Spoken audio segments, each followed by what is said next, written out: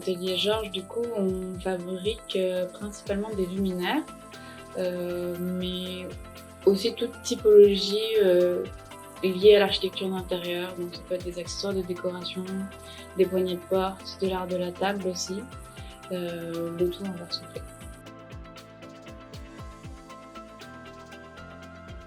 On vient tout juste d'installer une commande artistique du ministère de la Culture au château de Bussy-Rabutin en Bourgogne. C'est la première fois dans cette envergure qu'on crée des pièces à finalité d'installation artistique uniquement. Et ces installations artistiques, en fait, prolongent un travail sur une collection d'objets qu'on avait lancé en septembre 2022, qui s'appelle SIM, autour de laquelle on a travaillé sur la prise d'empreintes de végétaux dans du verre en fusion. Et pour ce projet-là, qui s'appelle Ruissellement, on a travaillé sur des espèces végétales du jardin remarquable du site, qu'on a ensuite apportées dans l'atelier, figées dans des empreintes de verre, lesquelles ont ensuite été réinstallées dans les salles du château. Voilà, c'est un peu un parcours immersif sur le lieu, et l'exposition dure jusqu'à la fin du mois de septembre 2023.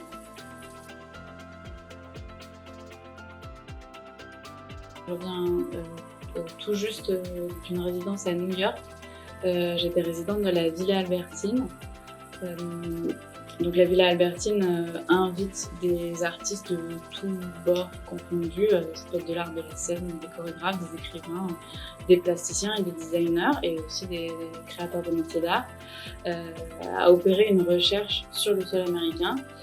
Moi, c'était à New York avec l'ambition de poser les jalons d'une future collection d'objets dont le thème visuel était l'eau et son rapport à l'urbanité et à la ville. Donc je suis rentrée de New York avec les premiers échantillons. Forcément, le travail va se poursuivre tout au long de l'année pour un lancement de la collection en 2023.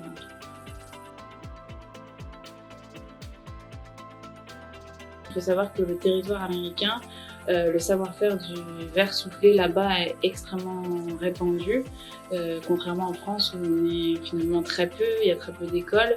Aux États-Unis, les ateliers verriers sont un peu légion. C'est aussi des formations qu'on peut attraper, si je puis dire, au sein des écoles d'art, ce qui est peu le cas en France.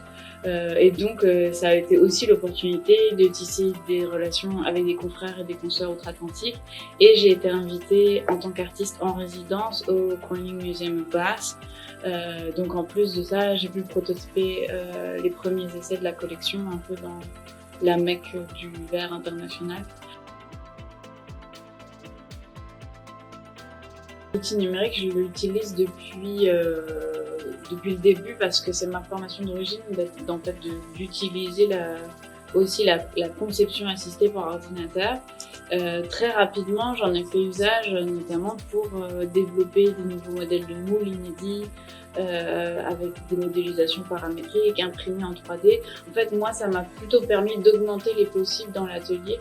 Ça n'a jamais fait vecteur de remplacement, c'était plutôt une manière d'être quasiment autosuffisante. J'ai aussi une pratique du dessin qui est un peu double, qui est à la fois manuelle mais aussi numérique. Je dessine, je modélise sur le logiciel 3D. Pour autant, je trouve que ça bride pas du tout la créativité parce que mon geste verrier va venir comme presque co-designer en fait de l'ambition initiale. Je vais apporter un dessin s'il est modélisé sur ordinateur, qui va avoir une espèce d'idéal de courbe parfaite, et ensuite le verre va décider de lui-même comment réinterpréter ces lignes de conduite, et je fais beaucoup d'allers-retours comme ça. Moi, je suis actuellement sur un projet de recherche pour en fait utiliser l'outil numérique comme le moyen de créer des interfaces spécifiques pour l'échange entre les créateurs de métiers d'art, et le grand public. Aujourd'hui, lorsqu'on va sur un site de e-commerce, on a un modèle très basique de on clique, on a un objet standardisé, on l'ajoute au panier et puis on le reçoit. En fait, dans les métiers d'art, on produit des pièces uniques et donc en fait, ça nécessite de se poser la question de quelle interface du coup, va pouvoir représenter ou expliquer cette unicité. Et je pense qu'au contraire, l'outil numérique, il faut en faire un allié à ce titre parce que les métiers d'art sont tellement exceptionnels en fait qu'ils méritent un traitement exceptionnel de ces outils digitaux.